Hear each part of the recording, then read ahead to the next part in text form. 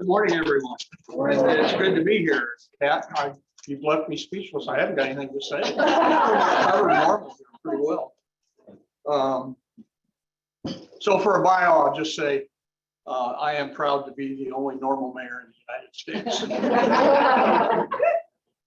So I'm going to talk broad brush this morning about things that really are exciting about the town of Normal, and probably some things that keep me awake at night too. It's a wonderful community. We're proud of the community. We're proud of our relationship with our Twin City, Bloomington. Somebody came up with a great definition of Twin Cities. It's like an older married couple with separate checking accounts.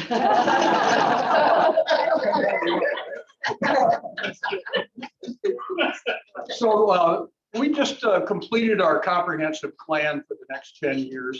And I want to talk about the kind of motto title that came out of it. Normal is a community that is complete, compact, and connected.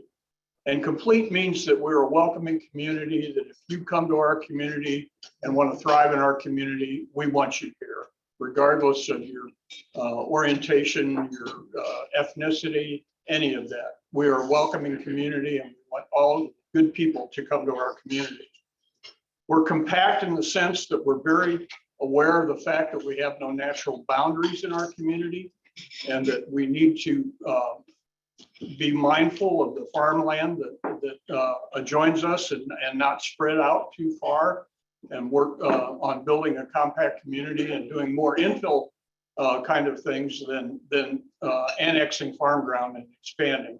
The biggest issue with that is the cost of maintaining that infrastructure, police, fire, things like that. So we try to be mindful in that regard.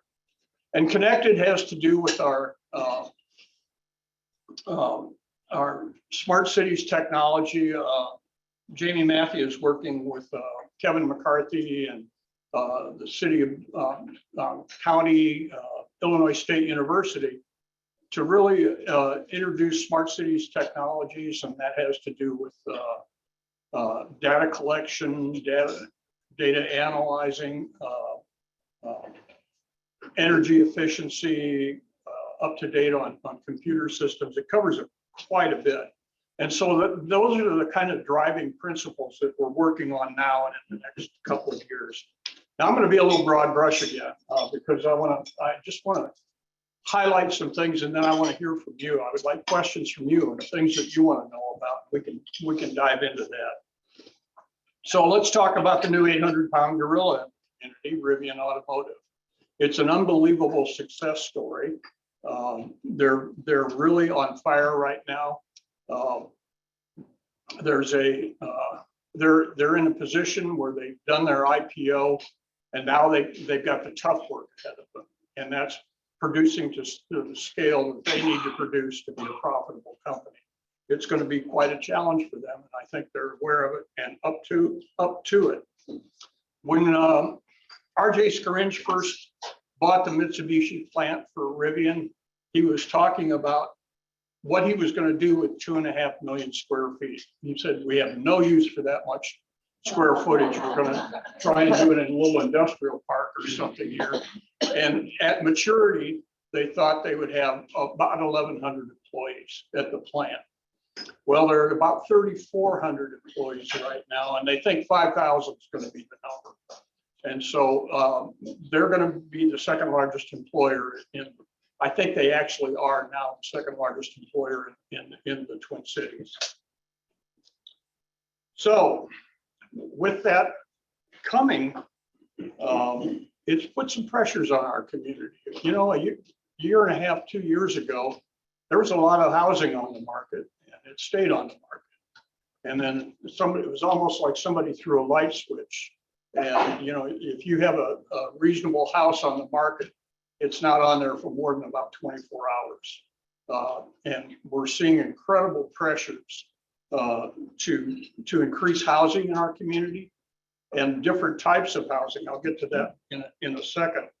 But that's been exacerbated by the home builders not able to get materials to build homes and higher costs of materials. It's really caused quite a consternation in the community on how to deal with all that. And one thing that's interesting is we're not building enough of the right housing for the new people that are coming into this market.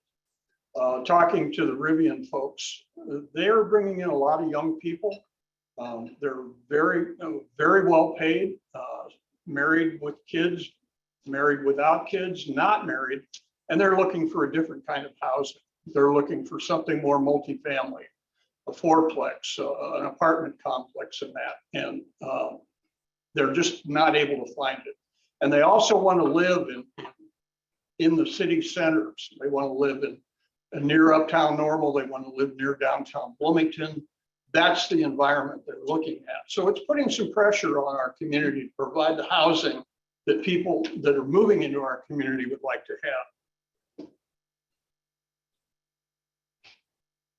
I'm going to switch over to infrastructure issues. Well, let me go back to workforce too, because there's a tremendous pressure on the workforce. And credit to Heartland Community College for the efforts that they have done for workforce development and community. I think you're aware that they received $7.5 million from the state of Illinois to build a new building and bring in an additional program for electric car manufacturing and battery technology in manufacturing. There's going to be a tremendous need for those skills in this community and across the United States. And I will say, you probably have read about it, there will be a battery manufacturer in the Twin Cities. That will happen. Rivian did buy 360 acres, and they have said that if the company that shall not be named, that got named, if they don't come, they'll bring another company in. There will be automotive battery manufacturing happening in our community. With the ARPA dollars, the American Recovery Act coming into the community, or coming into our community, we're orienting a lot of that to infrastructure in our community. We already have a very, very robust infrastructure program for improving streets, for replacing water mains and sewers that are older and need work. And so we're going to invest quite a bit more money into infrastructure in our community.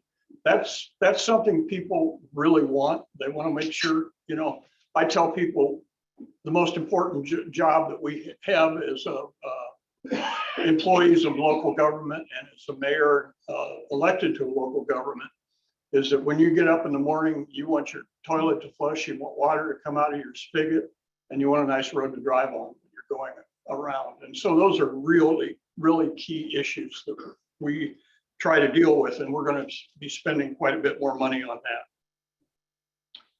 that. You probably also read that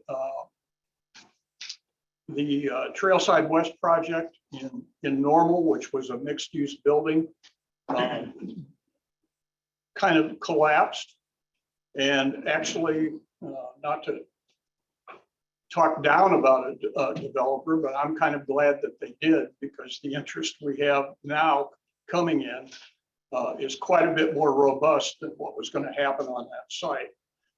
We've gone to a RFP process to understand, to get a developer opinion on what can happen on those two sites. The Trailside East site, which is the east side of Constitution Trail between College and between Beaufort and Mulberry, and the additional site on the west side. And we've been told initially by developers that they see mixed-use buildings with a minimum of 100 apartment units. That's the floor, they said, that to make that work. And we're hearing from about 6 different very robust development companies who are anxious to bid on this project when we go to an RFP, a formal RFP process. So that's moving along quite well, and we're very happy. It'll probably, nothing will happen until 2023. There's just too much demand for construction nationwide to get anything going any sooner than that. And something I'm proud of is that Normal is really starting to get national attention. I've done interviews with the New York Times, the Wall Street Journal, Chicago Tribune, Financial Times, talking about Rivian and the impact it has had on our community. And just this week, we had two reporters, one from Helsinki, Finland, and another one from Sydney, Australia, that were here. They spent 4 days in the community.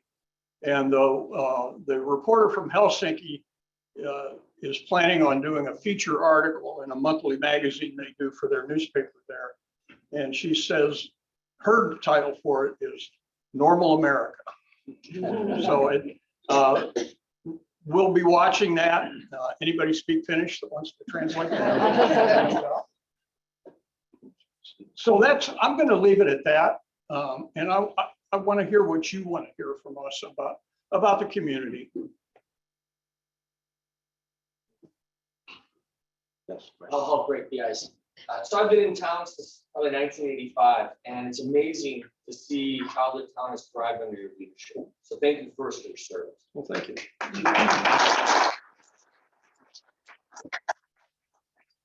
You mentioned the comprehensive plan that was just completed. What makes you nervous? What keeps you up at night? What could dash those best laid plans? And how can we help bring them to fruition? Well, I think getting community growth right, I think is an issue. And that's sprawl again. Sprawl, getting the housing that people need.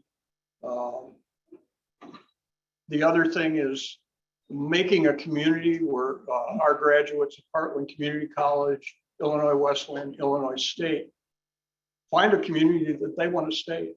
And we've heard that from students multiple times. They say, we like it here. When we went to school, we really like this community, but the jobs we want aren't here. And I think that those are the things that kind of drive what I try to do, is make this a community that people, when they come here and find out what it is, have the ability to stay if they want to.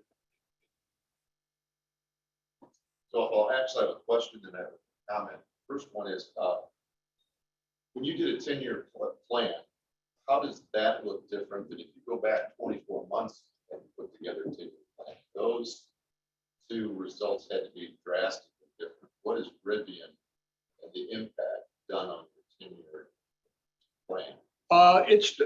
It's interesting because I'm proud of the fact that when Rivian first came here, and RJ Scaringe, I mean, it was a small company, very small company. And RJ Scaringe said what he liked was a very affordable automobile plant that was available, but he also liked the community culture.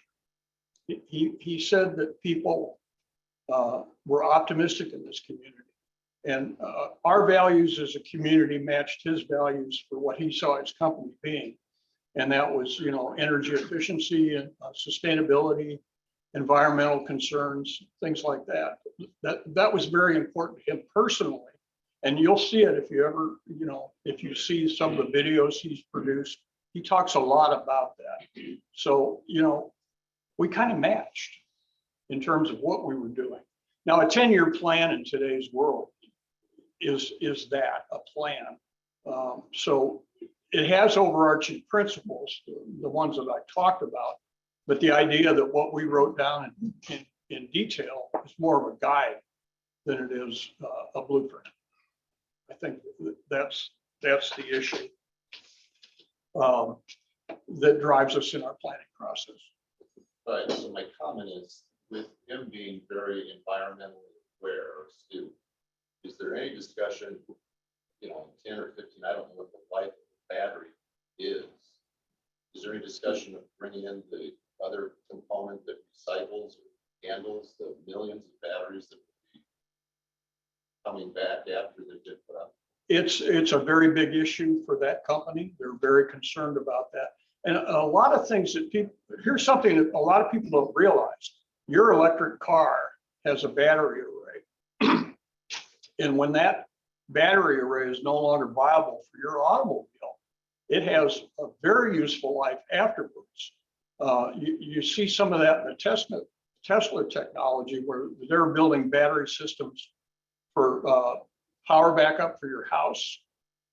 A battery that's no longer viable, or a battery array that's no longer viable for a car, can be used for another 5-10 years in that kind of capacity.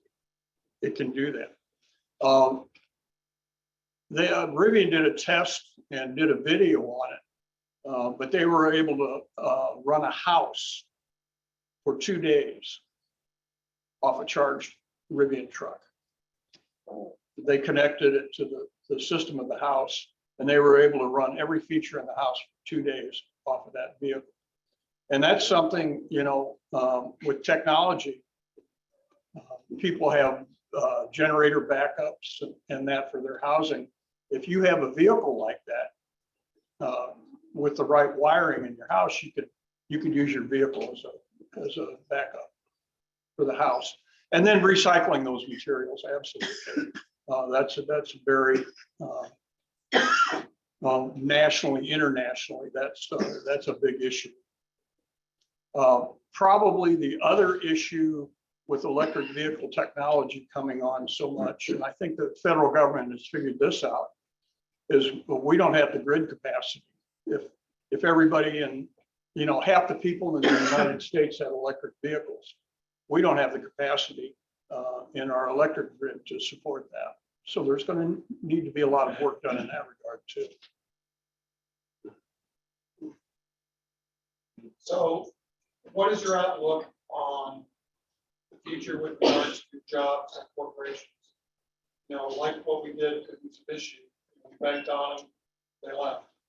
Rivian, bank on them, things change.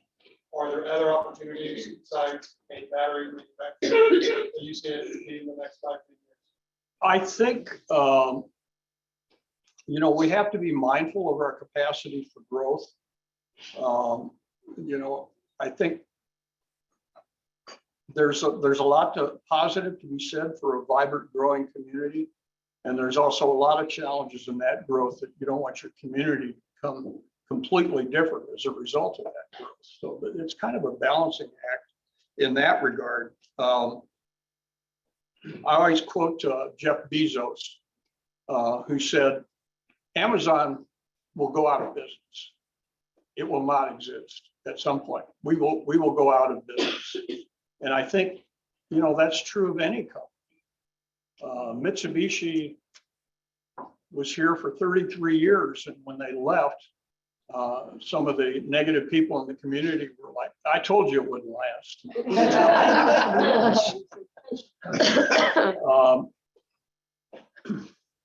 Rivian has a huge challenge ahead of themselves, getting into production. You know, if you look back on Tesla, they were the darlings until it came time to really manufacture some product. They had a hard time. There's a Chinese proverb that says, after ecstasy, the laundry. And so I think they're in laundry mode now.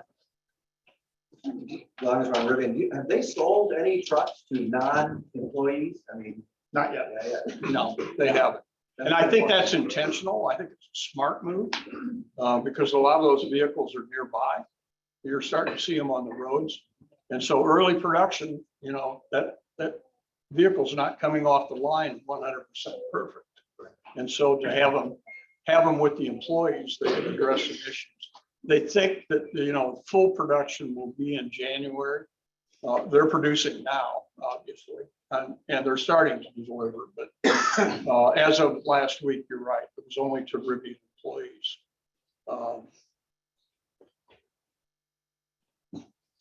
Again, they're suffering the same issue that a lot of automobile companies are. getting chips.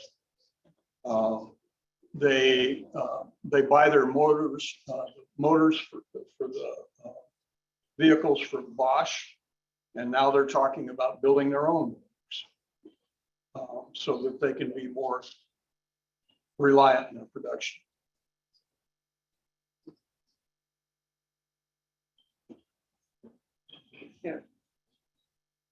This is a little bit, this is about the town of Normal. This is about you as a business owner in Normal. And during COVID, you had a hard time getting inventory for your bicycle shop and often running.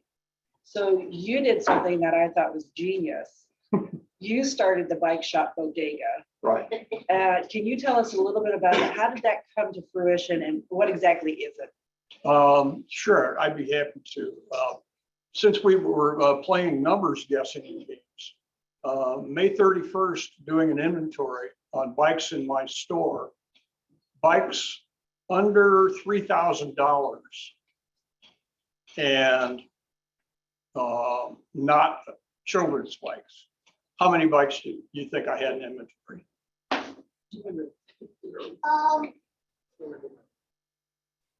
What number? 56. Okay, anybody else? 0. One. I had one bike. And How long did it take you to do the inventory on that?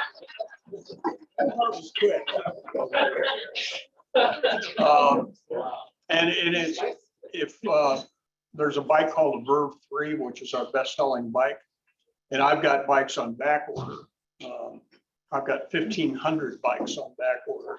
But if I were to add more of those bikes, that particular model onto my back order list, delivery is March of 2024. That's the kind of stuff we're seeing. Everything is so messed up logistically in the world, it's going to take a long time to recoup. What percentage of your bicycles come from overseas and what are made? 100%. All. No bikes. There's been no American bike manufacturing other than I think Murray. But there's been no domestic manufacturing in probably 25, 30 years. Trek Bicycle tried to do it about 10 years ago in Wisconsin. It didn't work out. They just couldn't be competitive with what was coming out of China, Taiwan, and Vietnam. So back to the bodega. Yeah. People that know me know I like to cook. I like food. And probably a year ago, I found this tuna that I liked, and it wasn't available in town. And so I bought a bunch of them.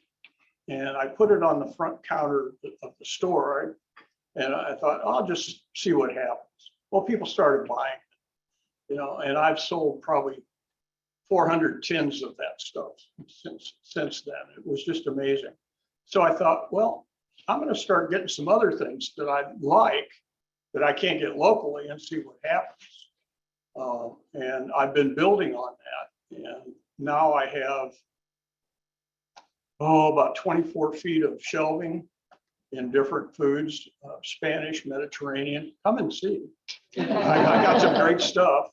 I've got a display cooler that I'm selling Spanish cheeses and jamon, things like that. And I now have a freezer that I'm selling product for a local pork producer in the store. I'm probably not making much money doing it, but I'm sure having fun.